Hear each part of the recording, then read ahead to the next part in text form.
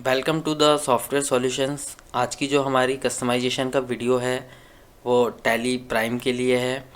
आज हमने इसमें एक छोटा सा मॉड्यूल, एक टीडीएल डिज़ाइन की है जिसमें आप आपके डेटा को कंट्रोल कर सकते हो इजीली। कि अगर आपने कोई डेट मेंशन कर दी है कि इस डेट के पहले कोई भी आपका यूज़र या फिर आप खुद कोई एंट्री को एडिट ना कर पाए या फिर मॉडिफाई ना कर पाए या डिलीट ना कर पाए, तो यहाँ पर हमने एक छोटा सा मॉड्यूल बनाया हुआ है जिसमें आप बैक डेट्स की एंट्रीज़ जो भी आपने पास कर रखी है कोई भी वाउचर की, उसे कोई ना मॉडिफाई कर पाए ना डिलीट कर पाए। और दूसरा हमने यहाँ पर एक सॉल्यूशन दिया हुआ है कि आप इसे वाउचर लेवल पर भी सेट कर सकते हैं। कि आप चाहते कि आपके जो भी यूज़र्स है वो सेल्स एंट्री, जो बैक डेज की जो सेल्स एंट्रीज़ हैं, उसे कोई एडिट या डिलीट ना कर पाए। और यहाँ पर हमने एक और सॉल्यूशन दिया हुआ है कि कोई भी आपका यूज़र बैक डेज में कोई भी वाउचर पास ना कर पाए।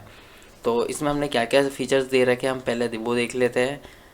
यहाँ पे हमने टीडीएल लोड कर रखी हुई है। इसमें हम एड ऑन फीचर्स पे जाते हैं। यहाँ पे सबसे पहला हमने ऑप्शन दे रखा है इनेबल वाउचर कंट्रोल का।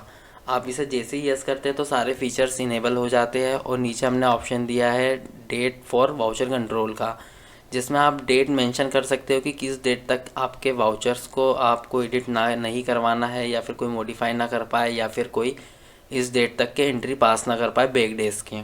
तो हमने यहाँ पर डेट का ऑप्शन दे रखा हुआ है। इसमें हमने वाउचर्स की भी ऑप्शन दे रखे हैं कि आपको कौन कौन से वाउचर्स में ये कंट्रोल को इनेबल करना है। तो हमने यहाँ पे मैक्सिमम सारे वाउचर्स दे रखे हैं जिसमें आप बैक डेज की एंट्री को कंट्रोल कर सकते हैं। इसे सेव कर लेता हूँ, ये सेव हो गया।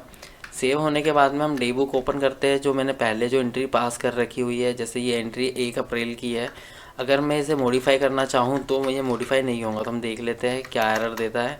अब जैसे भी 2 क्वांटिटी थी, मैंने 200 कर दिया उसको। जैसे ही सेव करने जाता हूँ तो यहाँ पे वो एरर पास कर देता है कि this voucher is freeze back days entry. मतलब कि बैक डेज में अगर कोई भी एंट्री आपने पास कर रखी है और आपका कोई यूज़र या फिर आप खुद अगर उसे मॉडिफाई करने की कोशिश करेंगे तो ये मॉडिफाई नहीं होगा जब तक कि आप एड ऑन फीचर्स में जाके उसे डिसेबल ना कर दें। तो यहाँ पर आप बैक डेज की एंट्री को एडिट और मॉडिफाई नहीं कर सकते हैं। अगर मैं यहाँ देखता हूँ, अगर मुझे बैक डेज में कोई वाउचर भी पास करना है तो मैं वो वाउचर भी पास नहीं कर पाऊँगा। जैसे मैं एक सेल्स का वाउचर बनाता हूँ 1 अप्रैल में ही, पार्टी सेलेक्ट कर लेता हूँ। जैसे मैं इसे सेव करने जाऊँगा तो ये सेव के टाइम पर ही मुझे बोल देगा कि दिस वाउचर इज़ फ्रीज, मतलब कि आप बैक डेज में एंट्री नहीं पास कर सकते हो।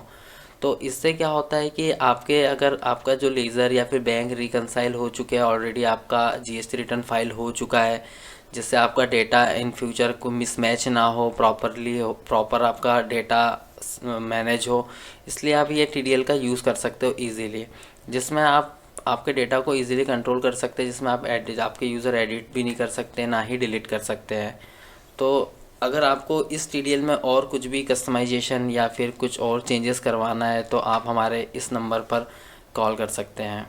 और अगर आपको हमारे जितने भी सॉल्यूशंस की अगर लिस्ट देखना है तो मैंने डिस्क्रिप्शन में दे रखी है। आप डिस्क्रिप्शन में जाके हमारे गूगल ड्राइव पे हमने कुछ जो भी सॉल्यूशंस बना रखे हैं वो अपडेट कर रखे हैं। और इन फ्यूचर भी अगर हम कुछ भी सॉल्यूशन बनाते हैं या फिर कुछ अपडेट करते हैं या फिर कुछ मॉड्यूल डेवलप करते हैं तो हम उस गूगल शीट में अपडेट कर देंगे, जिसमें आप इजीली देख सकते हो। और अगर आपको कोई मॉड्यूल पसंद आता है तो हमारे इस नंबर पर कॉल करके आप परचेज़ भी कर सकते हैं।